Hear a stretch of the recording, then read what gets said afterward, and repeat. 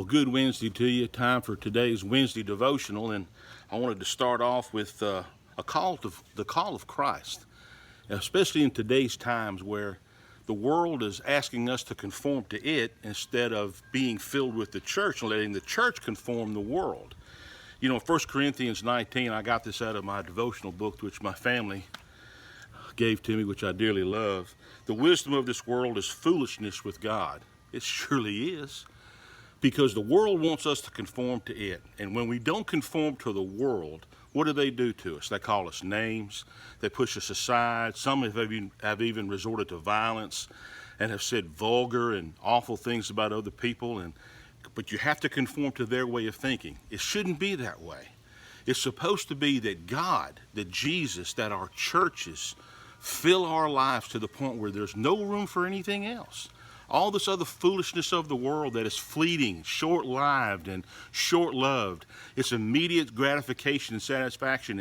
And then when that's over, you move on to the next thing. But you see, there's one thing that's always lasting. There's one thing that's forever.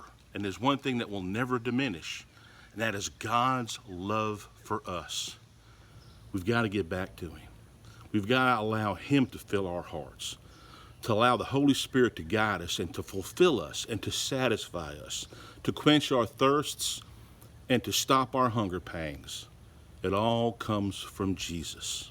You know, it also says that in 1 John 2:16, all that is in the world, the lust of the flesh and the lust of the eyes and the pride of life, is not of the Father, but is of this world. Don't allow the news of the day, the things we watch on TV, the things we read in the newspaper, or especially the stuff that we gather online on our social media feeds and such. Don't let that fill your life. Don't let that determine your joy. Don't let that control you. Fill your heart, fill your mind, and may the words of your mouth be from Jesus, be of God. We've got to get back to that. We've got to. Don't allow the world to conform us, but have the church, have our God, have our Jesus conform the world. Be blessed today. Looking forward to seeing you again soon. Take care.